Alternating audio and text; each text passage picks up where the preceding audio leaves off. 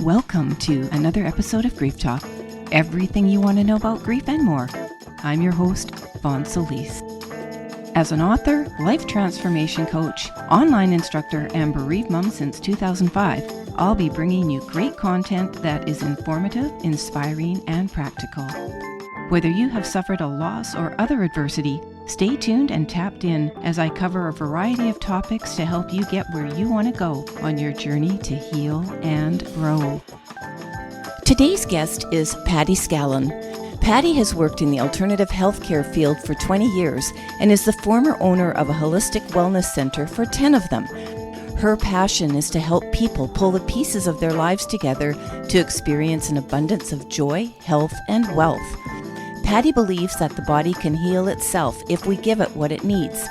Today, working with a high-impact medical breakthrough that works at the body's cellular level, Patti educates people and practitioners on how to live younger and longer, pain-free, and with the desire and ability to fully engage in their life. So welcome to the show, Patti. I have been looking so forward to having you on this podcast. Thank you, Vaughn. I'm excited to be here. Great. So for the audience, I'm going to say right up that when I first met Patti a short while ago, one of the things that drew me to her and we instantly connected was Patti is I like to call her a poster woman for what she is sharing, as I introduced her as an energy worker for 20 years and also into offering a new medical breakthrough that is a form of alternative healing, if you will. But Patti teaches all about vibrant living. And Patti, we're going to get to it right away, and I'm going to let you tell people how old you are if you want to share that, because that's what made me kind of go, what? And you need to come on my show to teach what you're educating people about. So I'm gonna turn it over to you, but I will turn it over to you with the first question being, I know you work with Pillars of Health, and we're going to be diving into a lot more information about your background, the work you do today, who you help, how you help them, the benefits of energy healing, and so on. But if we could just set this up into the pillars of health that you work with, which are so critical to keep and maintain our bodies in ultimate health. And as I will get into a little bit, you and I talked just briefly before this about how trauma, pain, financial worries, any kind of stress, any kind of imbalance can severely damage our bodies. And this episode is for people who want vibrant living. Even if you don't have it today, Patti will show you how you can get it and maintain that desire to live that way. So over to you, Patti, Pillars of Health. Well, thank you. It's true. Everything in our life is a choice. Not what we experience, but how we react to those. And they highly impact our mental attitude, our physical body, all of those things. It's kind of like connecting those dots. So right out of the gate, yes, I am 70 years old. And I know that I don't look it, but here's what's really important. I don't feel it, but I take care of myself. People go, oh, well, you're just lucky. No, I work at it. I've worked at it for years. And it's important what we put in our bodies, not just our food, but even our thoughts. What are we putting in there? And they affect how we live our life and how fully engaged can we be in our life. Yes, I just wrote down here, health is not luck or just genes. So let's dive into what your pillars are. Okay. So when I work with people, although I do have the products, I like to get to the source of why they're experiencing what they're experiencing. So the first thing I talk about is, how do you hydrate? How much water are you drinking in a day? What are your nutrition is like, right? Are you eating processed food? Are you eating a lot of sugar? Are you moving your body? It doesn't have to be heavy duty exercise, but are you moving your body? Yeah. Are you sleeping well? And then the last thing is stress. What are you doing to relieve stress? Because let's face it, we all have it. Yeah. Right?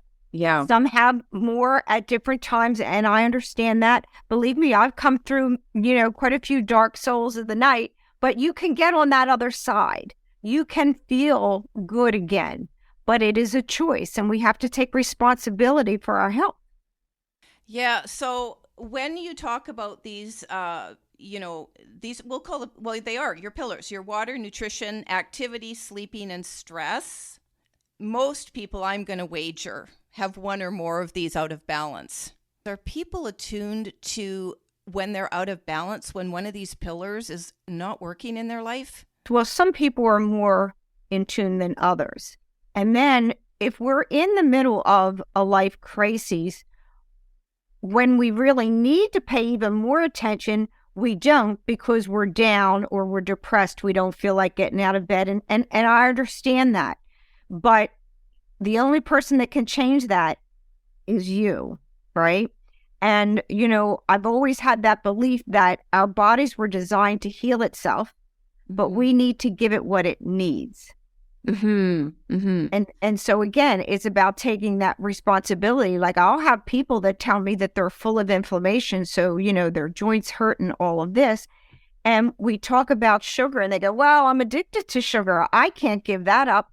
Well, then that's a choice. So what you're really choosing is sugar or living pain-free. Which is more important to you, right? And I'm not saying they're easy decisions. No. And I'm also not saying that it's an overnight thing, right? Like, in other words, if you have, let's just take nutrition, diet, okay, sugar or carbs. If you're eating it 3 meals a day, let's work on just 2 meals a day. And then, you know what I mean? Like, a little bit at a time, a little bit at a time. If you're not used to exercise, we have to move our bodies for more reasons than one. Yeah. If you're not used to it, just take a walk down the corner and back. Start there. Yeah. Anything is better than nothing. Yeah. And my son coined a little saying years ago when he went through his own trauma: the more you do, the more you do. And it's really true. As you start to, move your body a little bit, you realize, what, I do feel a little bit better. And, just taking a walk, it's not just your physical body that you're impacting. You're impacting your mind, to get outside in the fresh air and see the trees and see nature is good for our emotional well-being too. Yeah. I'm just going to throw in on a very personal note. I was inactive for a little while, other than some walks. And just due to my schedule being a lot busier and, so on and so forth. And so I made a decision a couple of months ago. Okay, you're going to start with these 3 exercises. I used to be able to do maybe 10. And I said, start with 3 and increase them to just what you can handle, what feels good for your body. And it makes a difference mentally. And I can actually see the benefits I want, to the area of my body that I'm working out. So you can modify what you used to do and love, or even if you've never done anything, just start with something really small. And it's true, the more you do, the more repetitions you add, and so on and so forth. But I know when to stop, and I know personally when to go, you know what, that's enough. You're not trying to be an Olympian here. Well, you know what my husband started with? Just going up and down the steps like 3 times.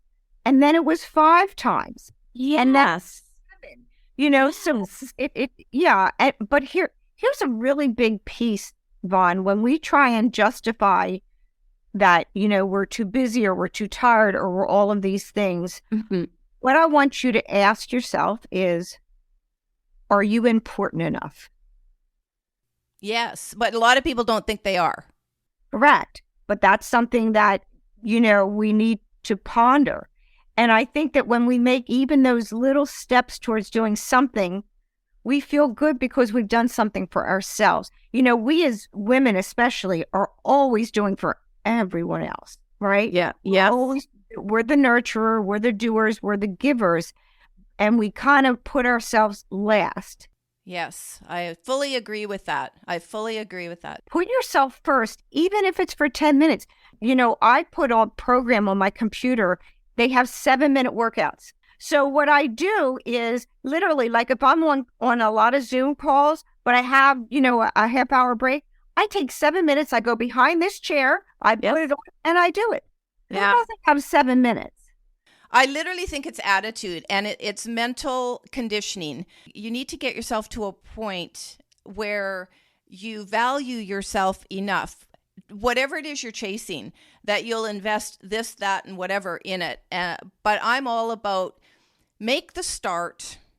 Just don't not start. Make the start and see where it takes you. Be willing and whatever you're looking for. But I do want to ask you, Patti, I want to ask you two things. First of all, I want to ask if you could just give us a couple of tips on how much water we should drink and what kind of a diet should we be looking at. And then I want to ask you, what are we working towards? So let's start with the water. How much water are you educating people on that they should be consuming a day? Right. So the correct amount is basically half your body weight in ounces.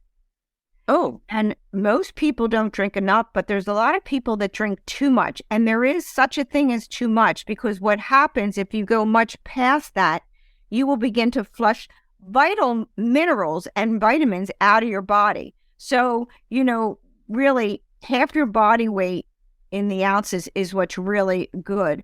And, the thing with hydration, I mean, I would say that's number one.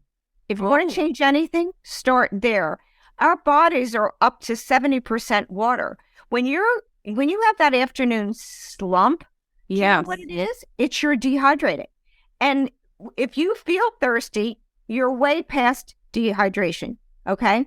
People go, well, I drink coffee all day. Coffee is dehydrating you. For every cup of coffee, you have to add an extra cup of water. Really? I don't drink coffee. I'm a tea drinker. Is that true for tea? Sure. It's the caffeine. Now, if it's herbal, no. If it's herbal, no. But our brain is mainly water and fat, okay? So when you have brain fog in the middle of the afternoon, hey, drink a glass of water and take a couple nuts. Get some water, get some healthy fats. Yeah.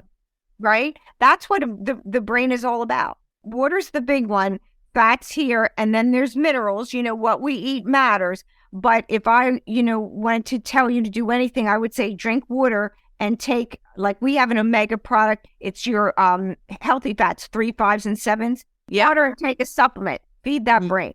Now, quickly, I want to ask you about nutrition. Now, you mentioned earlier about eating too many processed foods, and this could probably be a large number of the population in North America. Fast meals, living alone, don't want to cook, do the frozen meal thing, whatever. So in your education, what do you recommend as the proper nutrition? Okay. Well, let me just start this by saying I'm getting ready to write a little paper on what does depression, diabetes, and fibromyalgia have in common. I don't know. It's gut health. Okay. Actually, gut health is at the basis of everything. All the inflammation in our body, it all starts there. So again, we have to have a healthy gut. Unfortunately, with depression, people think that the answer is getting on an antidepressant, and it is not. That's not to say there might not be a moment in your life where you're in a black hole and you need help desperately. Please don't misunderstand me. Yeah. But these were never meant to be long-term. Only the pharmaceutical world wants to keep them long-term. Yeah, you're not the first guest I've had to say that. Depression is a gut issue. There's a wonderful book by Dr. Kelly Brogan called A Mind of Your Own. Okay. That if anybody's struggling with depression, she's a psychiatrist that literally handed out pills to all her clients too until she learned this. And then she got all of her clients off of them. Wow. I just want to say, again, on a personal note, I feel so fortunate. I have a very non-interventionist doctor, and this is so important. I'm going to share a little detail here. I went on a disability from my then job for 2 years, had to see a doctor every 2 months. I moved from a former province to BC where I live, and he was so non-interventionist, but the insurance company, because the claim was long and it actually took me to my retirement. But it was a PTSD claim. So they really didn't know what to do with it, in my opinion. I mean, I didn't phone them up and ask them, hey, do you know what to do with my claim? But anyway, towards the end of it, they really wanted me to go on meds. Right. So I went to my doctor and got a letter stating they weren't necessary. And I am so grateful for that. They kept me on the claim, by the way. And then I left my job. But that's my little personal story of that there is also pressure depending on if you're on a disability or you're working with a medical practitioner who, like you're saying about Dr. Kelly Brogan, issue the meds. So it's almost a gold mine if you find a practitioner who doesn't do that, right? Absolutely. And I genuinely believe that, we can heal without medication and without surgery. I believe that. Is there anything else, though, about nutrition? So we're paying attention to the gut. So does it matter what kind of diet we keep other than like low sugar? Should it just be like a super balanced diet? What's the secret? Should be high fiber, your vegetables and things like that give you that high fiber, low sugar, and absolutely low processed food. And again, I understand people are busy. It's convenient. But if you look at the population, I think the recent statistic I heard was 75% of the American people are overweight. Oh, I don't know. Yeah. I don't know. Really? Now that doesn't mean obese. Okay. Okay. Okay. Like I had seen a post on LinkedIn a couple months ago, and it was really interesting because it was an actual picture back in the 50s, a beach scene of people, running and playing on the beach. Everyone was slim. And then they had a current picture of people on the beach. Yeah. Most of the people were overweight. Wow. And here's the problem with that is they may say, well, I feel fine. It's not if it catches up with you. It's when it catches up with you. Mm-hmm. Right? I mean, I had this with my own husband. He became very ill. We didn't know what was wrong at the time. It turned out that it was type 2 diabetes, but it had gone undiagnosed so long that his body, he was in a lot of pain. His sugar level was 250. His A1C was over 9. And guess what? We changed that without any medication. Drastically changed his diet. We got all those simple sugars out. When I say simple, I'm talking about bread. I'm talking about cookies and potato chips, things like that. Does that mean we can never have them again? No, but they should be a treat once in a while. They should. Like when I did my digestive health work with my clients, I said, give me 80-20. Give me 80% of the time, you're talking about lean meats and fish and vegetables, salads, nuts, things like that. Now, I know some people are vegan or vegetarian, then, I'm not. I don't try and talk anybody in or out of meat or chicken or fish, whatever is right for you.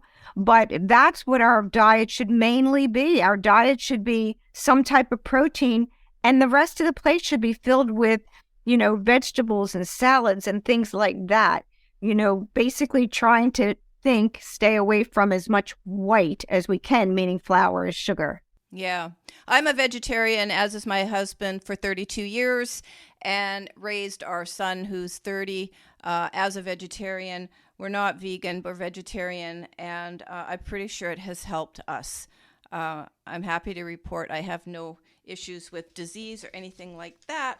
I just have a bit of a weaker immune system because of mental and emotional trauma and things like that. But once you're aware of the areas you need to supplement, work on, take care of, feed yourself, care for yourself a little bit differently, then you do see changes in the body. You just say, 80% of the immune system is in the gut. Yeah. You heal your gut. Yes. You're going to make huge leaps and bounds with your health. Yeah. I personally believe that everyone today should be on a quality probiotic, unless they're the type that constantly eats sauerkraut and kombucha or whatever it is that the natural ones. But most people do not. So think that we are inundated with toxins today in the food supply, in the water, in the air, even with our clothing, the cleaning products. I think that like the probiotic we have has prebiotics in it. And I don't know, some people don't know the difference. So just briefly, we have good bacteria, we have bad bacteria. Yeah. Prebiotics feed the good bacteria so it sticks around, and the probiotic gets rid of those bad bacteria. I would wager anybody not on a probiotic and not aware of gut health, I've been aware of it for a number of years now, but when you're dealing with things like gastrointestinal stuff, and it became so common to hear about these problems a few years ago, as you would know, and I've even had it in my family. I've had friends who had to struggle and search for one or two things only they could eat that wouldn't affect their health. And the other thing I just want to say really quickly, I'm not pushing any company here, folks, but what I am saying is there are companies out there that are dealing with really good probiotics and supplements, and they're not necessarily, and they're likely not at all, on retailer shelves. I was educated years ago about the fact that even if you say that there's there's only 2% or just a small amount of an ingredient in a product, that can stay on the label. And so a lot of what people might be buying in retail stores might actually be a waste of money if you're not seeing results. Would you agree with that? I'm sure you would, Patti. I do. I always encourage people to buy quality, not buy from a box store. When you're talking, you know what I mean by box store. I do. Yeah, because there's fillers in them. And as you said, they can literally just sprinkle a little bit of something. It's not the efficacious amount. It's just sprinkling, because then they can put it up on there. One of the things we have for stress and anxiety, it has that ashwagandha in it, right? Well, a lot of products say they have it, but they literally have just a dusting, not the efficacious amount. And I would be more concerned with the fillers that they're using too. So if you're buying it from the corner store or those big stores that I'm talking about, I would say replace them. Yeah. And, it's like a lot of people have, let's turn to sleep for a minute. A lot of people have sleep problems for a number of different reasons, and I've had them for decades. I finally have found something that helps me, and no, it is not melatonin, and nor is it CBD. But I have found a product that helps me, and it rather than saying I'm gonna help you sleep, it relaxes my mind. So there's a huge difference, and it's all natural and stuff like that. And so it's working. So what I'm going to just say to people, the audience, if you're having trouble in any of these areas that Patti and I are discussing today, and you want to live younger longer, that's Patti's tagline, live younger longer, which means basically, Patti, as you said, pain-free, and having the ability and the desire to fully engage in your life, right? So sleep deprivation robs us of a lot of things. Can you speak to that a little bit about what happens to the body when we can't sleep or we're sleeping fitfully? Absolutely. So when we're not sleeping enough, first of all, our stress level goes up. We can't deal with the day-to-day things that come up if we don't have enough sleep.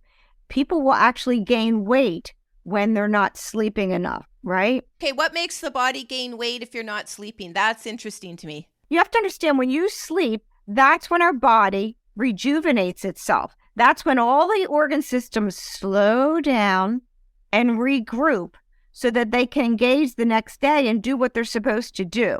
So people that are sleeping, I'll have people go almost like it's a badge of honor. Well, I only sleep 5 hours a day. And you know what I say to them?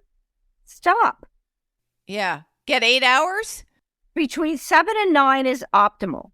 Okay. Oh. But the problem is, number one, people kind of graze. So they're eating through the evening, and then whatever they've eaten can then impact their sleep, right?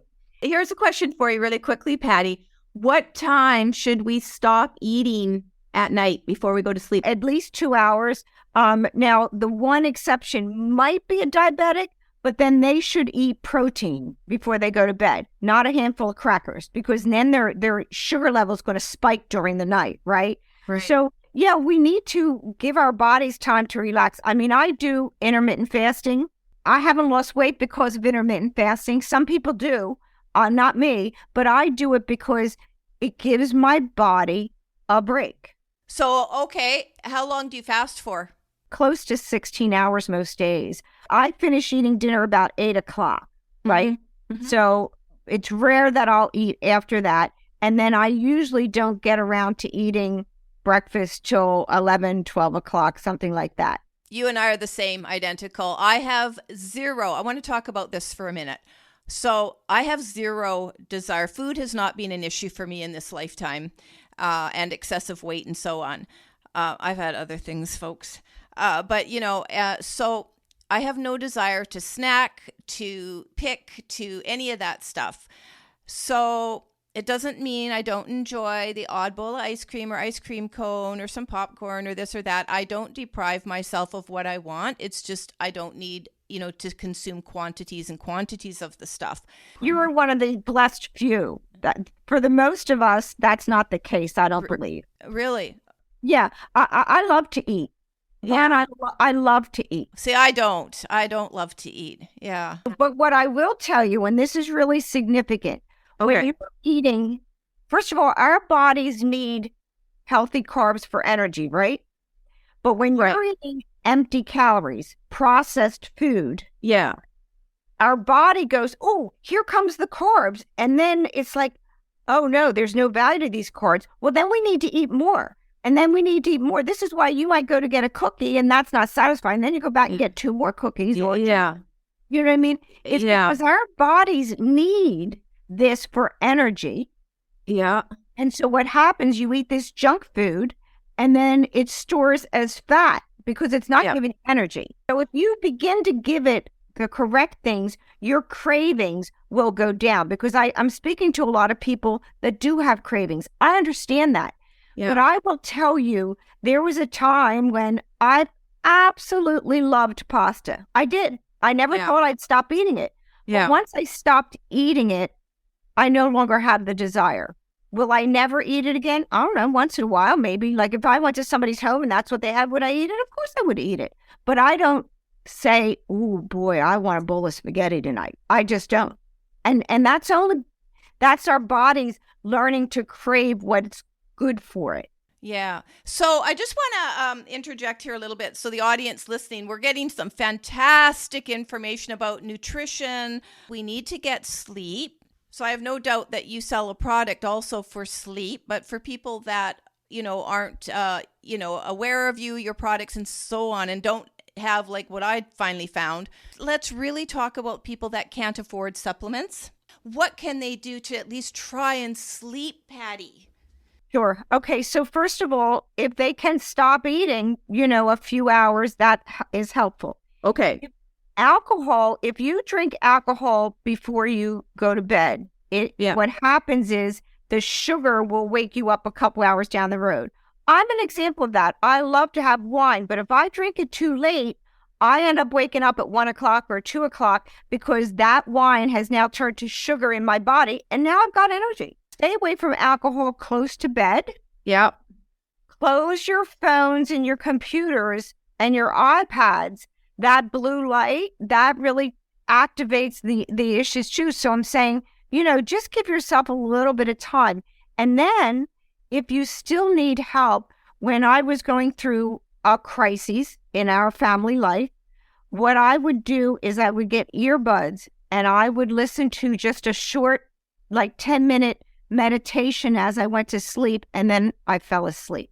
There are wonderful meditations out there that you can put just Google short meditation for sleep or short meditation for anxiety, but use earbuds because there's something, and the binaural beats, there's something about that being within there. But with all of this, just know, and I had shared this with you, Carolyn Mace was a psychiatrist that I read a lot of her books, impacted my life tremendously. One that changed my life was called Anatomy of the Spirit. And she spells her name Caroline Mace. It's Myss. So she coined a phrase that our biography becomes our biology. I love that. And I want to ask the audience here to just stop and think about that for a second. Our biography becomes our biology. That means our story becomes our life and all of its problems and pain and what we are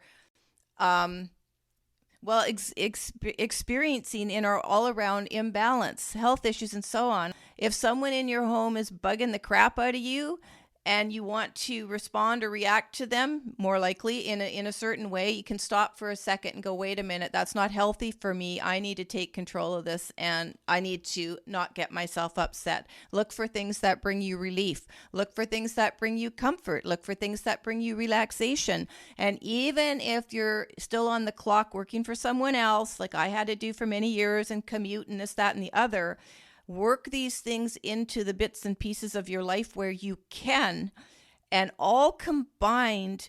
It's like you said, Patti, it doesn't happen overnight, but it becomes a lifestyle, and then you become this beautifully vibrant person. But just back to something you said there, and I believe it was Buddha that said, the source of all suffering is attachment. Right? Yeah. That's paraphrasing probably. Yeah. When we become attached to our trauma, our victimhood, all of these things, not to say we don't need to go through grieving periods. We absolutely do. But if we continue to stay attached, then we're not going to live the life. I mean, I'm sure with the trauma you went through, and I can't even begin to know what you went through. But would your daughter want you to just fade away? No. And so that was one motivating factor. And the other thing I want to throw in here is it sometimes for some people, it isn't as simple as just making a choice to look and feel better and have this wonderful, great life. No, we need motivation. And when you need help. Yes. And I have talked to other bereaved parents and, well, we're not talking about that today. Quite often surviving children are our motivation, but whatever it is for you, it could be ill health, it could be weight gain, it could be, I don't know, you're stuck in a crappy job and you can't get out of it. It could be financial problems. It could be relationship problems. It's whatever it is. It could be childhood dysfunction that's eating away at you as an adult. Whatever it is, if you can't just drum up the motivation yourself within and be willing, because you need willingness to make a change. Sure. But you need something to light a fire under you, even a little one, to get it going. Because it can be really, really hard to start. It can be really hard to open that front door and get out and go for that walk and want that fresh air. So if it isn't the walk, just find something that will motivate you a teeny tiny bit on day one, and then keep looking for something on day two. And, it's like that, simply put. I know it's a big process, but I had to find some motivation initially to get out of bed after my daughter died. And largely it was I wanted to be a parent to my surviving son. He was only 13. What am I going to do? Like, just give up? And the more I focused on that, the more I started to think about me. Now, it's been years. Okay, so whatever. And again, we're not talking a lot about that today, but it's in the similar vein that we choose to want to be able to engage fully in our life. Because some people don't want to engage in their life, Patti. Right. What would you say to them? Yeah, well, we can't convince somebody else to do something. No, we really can't. But I would just, first of all, the first step is awareness. Yeah. Are we aware of it, right? The second step is the courage to change. And sometimes we don't have enough courage ourselves. Yeah. Lean into a best friend, or lean in, and I don't mean to whine. I mean to say, I'm drowning and I need help. Yeah. Or get a counselor, or Yep. or something, because again, you're the only one that can make a step. But when, like you were saying, sometimes people have a job that they hate and they really can't get up and leave. It's all between here and here. So what I would say is, in that moment of frustration or anxiety, when maybe somebody just hollered at you, take just 60 seconds, close your eyes, take a deep breath in for 4, hold for 4, out for 4. Do that a half a dozen times. You'd be very surprised at how that can shift you. There are those things like EFT. I mean, I worked with a gentleman with EFT, and after a third appointment, he called me one day on his way home from work, and he said, I just want you to know that when I started coming to you, I was formulating a letter to my wife because I felt that they would be better without me. And he said, this is the first time I have felt happy in a long time. Yeah. Wow. 3 sessions of EFT. Can you just explain, Patti, what EFT is for people that may not know? Sure. So it's called Emotional Freedom Technique. Mm-hmm. It is referred to more commonly as tapping. Yes. You can YouTube tapping and PTSD, or tapping and anxiety.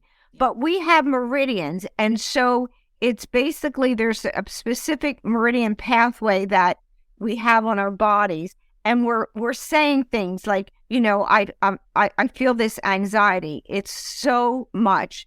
I'm just so anxious. I hate feeling like this. And we go through that. But then we change the verbiage to be positive, and we put the positive energy in. Again, one session can make a huge difference. There's a lot of help out there, even like what with the Reiki.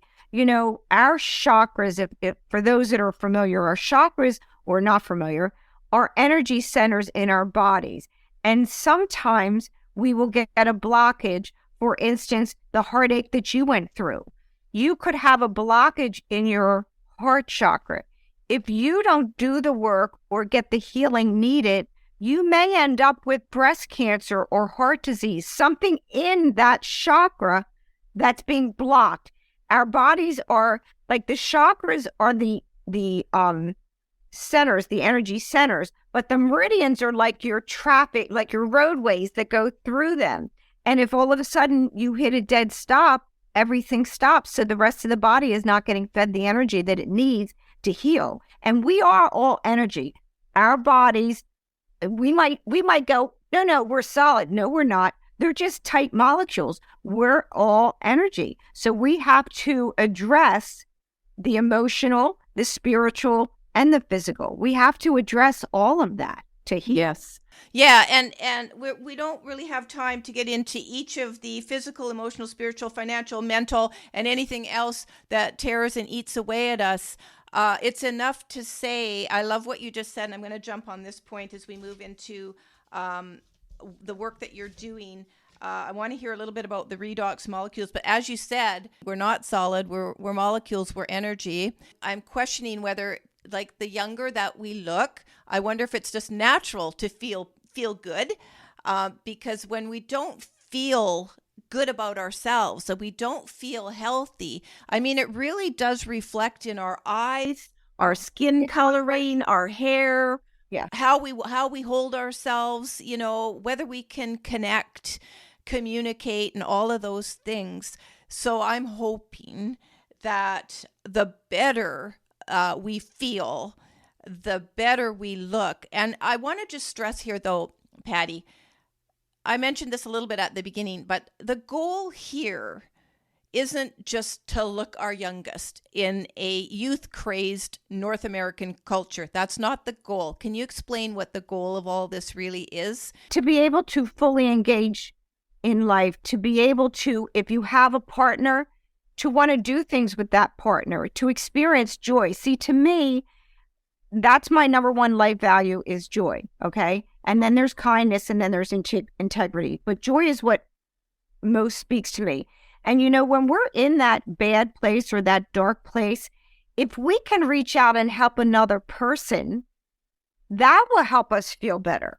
Yes. right? Yes. So sometimes those that are inundated with heavy things right now, you'll see them out helping others. And you go, how are you even doing that? Well, because energetically it helps them. It's all about raising our vibration, right? Yes. And like you said, I do believe those of us that try for those higher vibrations, it shows in our face. And I don't mean lack of wrinkles. I'm talking about an energy. I'm talking about an overall energy. If you are dwelling in like the lowest, I think is guilt and shame, right? So, okay, maybe you did something you shouldn't have done and you feel guilty. Well, is that guilt serving you? It is not. Let it go. It's in the past. Yeah. It's in the past. Yeah. So you want to be able to take that bike ride, or maybe it's just lay on the floor and play with your grandchild if you have grandchildren. That's being fully engaged, you know? But when you don't feel like getting off of the sofa at night to do anything, that's not exactly fully engaged. And the truth is this life is a gift to us. I don't know that a lot of people feel that way. And I say these things not to be negative. I say these things to identify when I felt that way. How could I possibly feel life is a gift when you've got so much tragedy, or you're ill, or you were abused in childhood, or you have a crappy relationship, or your life's just crappy and you have no luck, and anybody else who's doing better than you, well, they're lucky. All of that. Well, they've done the work because, Yes.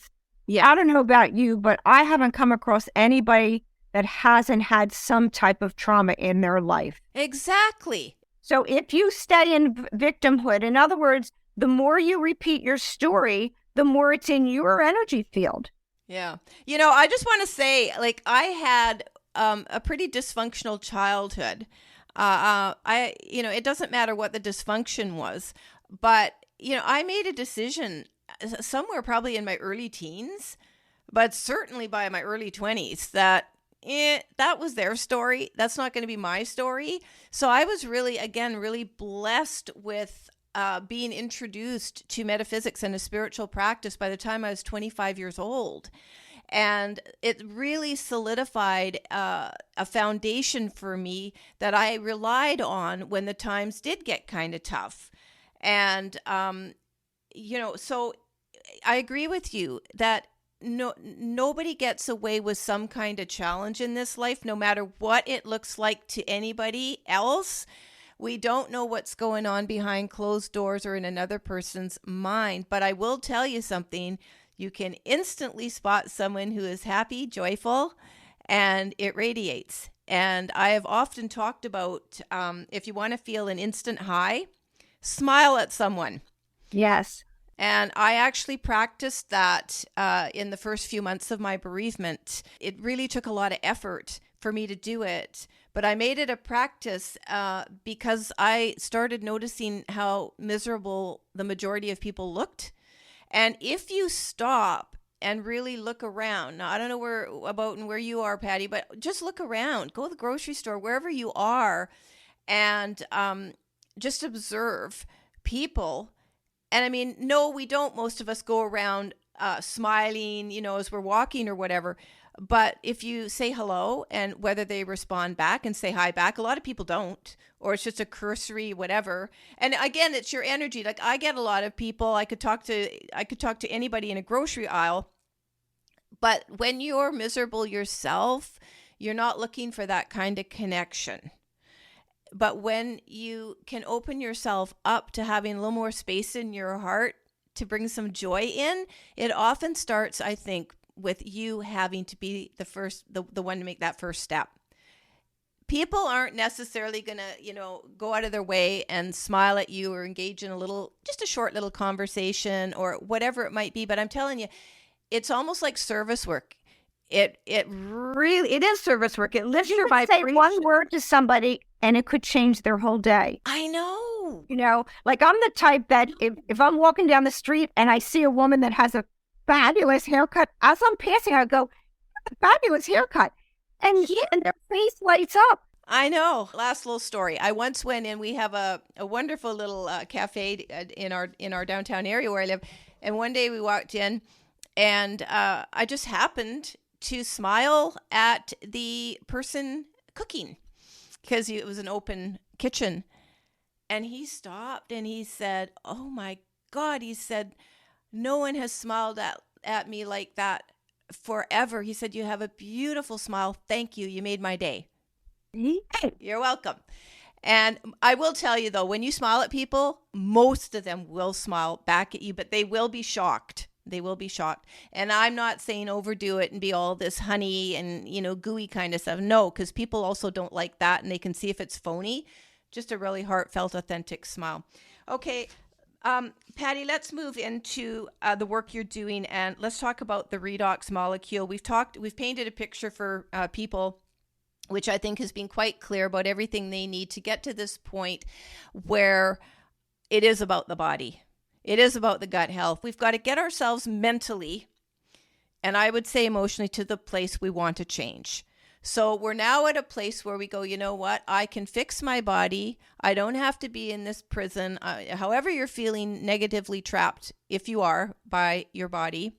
Let's talk about the Redox molecule. What is it? And I invite you to talk about ASEA. Just so that people have an awareness, there's some options out there. And even if they don't want this kind of product at all, we're not pushing products, folks, just to understand how the body works. Okay. So when it comes to the Redox, our bodies are made up of cells. Yeah. And in those cells are Redox molecules, which are vital to life. Redox molecules run all of your organ systems. So if you stop producing Redox molecules, you will be dead in minutes. But each decade after puberty, we are producing 10% less, 10% less, 10% less. So by the time we're middle age, you start to see the aging out here, but it's also happening inside. So if you encounter a health challenge, an illness, an injury, things like that, we don't bounce back like we used to. So the product that I have, the ASEA Redox, are Redox molecules, which means they're native to the body. Not all natural. Blueberries are natural, but our bodies don't produce them. Yeah. Okay. So these are native to your body. So you are really replenishing cell signaling molecules. And I'll just give a quick analogy because this is what was happening with my husband. That's how I got with this. Is if your house is burning down and on the other side of town there's a fire engine with the hose out of the water, and you call them on your cell phone and you have a bad cell signal, they never got the message, your house burns down. We spent thousands trying to get my husband out of pain and get some energy back. And, he was getting a plethora of supplements from a functional medicine practitioner, quality products, but his body wasn't signaling. These Redox molecules are cell signaling molecules. It's what turns your body on to heal itself. Can I just ask, was your husband suffering all this from the type 2 diabetes that you mentioned earlier? But we didn't know it. Well, should I ask, is his body kind of like breaking down? Lost most of his muscle mass. He was a big man, 6'4", almost 300 pounds. Now he's looking frail, right? And he had severe pain in his hips and his shoulders and literally no energy. We were not engaged in life. Our life was on hold for a year and he wouldn't go to the doctors. So you're saying that his body went from the mass it was to being very frail and all this because of undiagnosed type 2 diabetes? Sure, because the inflammation took over his body. All your other diseases are inflammation-based, your cancer and your fibromyalgia, your autoimmune and diabetes, all of even Alzheimer's. Alzheimer's is inflammation on the brain. So let's get the inflammation out of your body. And the Redox, when you talked about genetics, Redox has, we are science-backed, okay? So they tested cardiovascular, hormone, immune, digestive, and inflammation. Mm-hmm. And what they found in all 5 pathways, that the people that took it increased their genetic expression up to 31%. So their body was functioning at a much, much more active way. So when you found this this company that you're now working with, did you just decide, I'm going to take this ASEA alongside my husband to see what it does? Or did you start with him first just to see what the results would be? Well, he started getting results within a week. He did. It took a full 2.5 months to get him totally out of pain, right? But within a week, he started feeling better. And I thought, well, because my interest was two things. Yes, the anti-aging, okay? But it was also, it's preventative. My father died at 44 of cancer. My mother died of cancer. I had on both sides of the family, and I thought, you know what? I'm getting in front of that baby. So that's huge motivation, because in your mind, with having lost both parents to cancer, were you sort of thinking that could be me? of course. Wow. And so now, having said that, I don't just take product. I take care of myself. I hardly ever eat sugar. If I go to somebody's house and they baked a cake and I'm having a piece, you betcha. I'm having Yeah. I don't live on sugar. You don't live on sugar. People, no. Do you think people can become addicted to sugar though, Patti? Sugar is more addictive than cocaine. That's a fact. Wow. That's a fact. That you can look that up. And you know what people don't understand is, okay, a can of soda, right? Yeah. 9 teaspoons of sugar. Think about putting 9 teaspoons of sugar in a cup of coffee. Is there a difference between regular, you guys call it soda, we call it pop in Canada, but anyway, I don't drink the stuff. But is there sugar in diet sodas? No, there's something more dangerous than sugar. Okay, so now you have these sugar substitutes, right? Which affect the brain. Okay. And they actually have you crave carbohydrates, because now they're tricking the brain into thinking it's getting sugar and it's not. So now you're going to eat junk to go with that diet soda. Wow. It's like a cascade. It is. And I will tell you, when I went to school for my digestive health work, those doctors trained us that if your client is not willing to give up soda or diet soda, do not even engage them as a client. Wow. Yeah. That was their number one thing, soda and diet soda, regular soda and diet. So what I will say about that is, by whatever means, as we lose the desire to eat certain foods or drink soda, 10 cans all day long or whatever it is, drink coffee, whatever.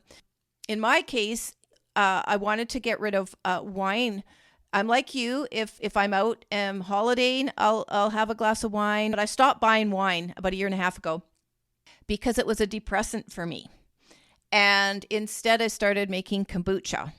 And a girlfriend got me into it, and I resisted it for a few months. And then, she gave me her SCOBY, and I started making it. Not only did it become a really fun, creative venture for me, it is a probiotic. I'm having fun making different flavors, but it got me away from the wine, which I will admit, I was thinking to myself, well, if I give up my glass of red wine at the end of a long, hard day, what am I going to replace it with? Because I really didn't want to drink juice, and I haven't been a huge water drinker until lately. Anyway, I turned to the kombucha, and I love it, but I'm not like you, Patti, with pasta or sugar or a piece of cake or whatever. I don't say to myself, you can never have that again. I just don't have a desire to drink it. So going back to when we make a decision, however that decision comes to us, to let go of anything, it just becomes easier and easier and easier once we know we really don't want it in our life anymore. Now, how you get to that point to understand what you're ready to let go of, that's a whole other story. I'm talking about the point where we know it could be a health scare. It could be anything. But don't you agree with that, Patti? When you let it go and just go, I really don't, it's almost like your body resists it and just... Well, right. I agree. I could never drink a soda now. It tastes so ridiculously sweet. I just can't. And I say to people that tell me that, they're addicted to sugar, I say to them, give me 1 week. That's all I'm asking you. Give me 1 week without sugar. And you have to understand, sugar's in yogurt, sugar's in ketchup, sugar's everywhere. Yeah. What do you think of Only stevia? One that I think is okay is stevia. Yeah, I use that one. And we make our own bread. I'm not, sounding like Pollyanna here.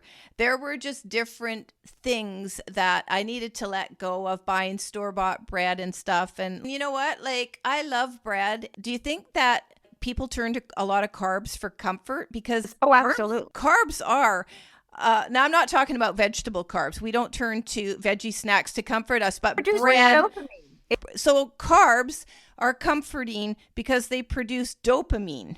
Yeah, it's like the same thing as having a drug. But I'm telling you, as you put a little bit of time between it, you will crave it less. I promise you that. So when we're talking bad carbs here, just so people can really understand this and myself, we're talking things like what? Bread, cereals, chips, like what are we talking? Well, remember, white. Is there sugar in it? Is there flour in it? Okay. But anything that comes in a package, and I don't mean like a package of fresh spinach. I'm talking about a box or potato chip bags. Most things that come in a package are processed food. I even think all these health bars still have sugar and yeah. I would actually offer that the higher vibration we're at, the more our body will resist things, food, anything that's of a lower vibration, because food is energy too, right?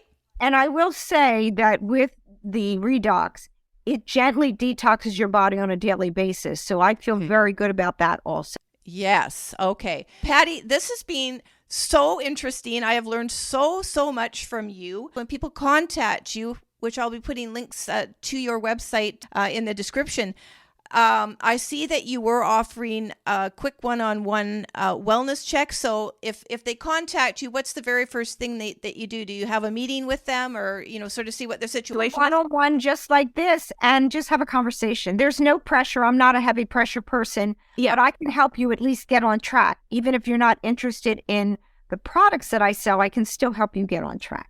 Okay, well, that's perfect. And I know you were saying you work with practitioners as well. So any practitioners that may want to become educated about what you're doing and the products you work with, they can contact you as well. This is a medical breakthrough. So the more practitioners I can get it out to, the more people we can help. And that's my goal. Yeah, exactly. You and I talked a while back, and I would like you to end a little bit telling that quick story about the gentleman. He was a businessman that bought the product from a biotech company. And at the time, it wasn't stabilized. So he had to hire an atomic medical physicist and their team to get it stabilized. But once they did, they had just a small amount of people, 100 people on the product. The pharmaceutical world got wind of it, flew in and offered him generational wealth. But the one caveat is he would have to stop supplying who he's supplying. Yeah. And he said, but I have at least 6 people that will die without this. And the pharmaceutical company said, people die every day. Think of the big picture, meaning the money. Yeah. And said no to the money because he feels that part of his mission statement is being a force for good in the world. Yeah. And so that is his goal. And then my last thing I want to say to people is to take care of yourself, because it's the only place you have to live is your own body. I love that. And I would lastly just say, before I thank you, to people is I hope you want to take care of yourself because you're worth it.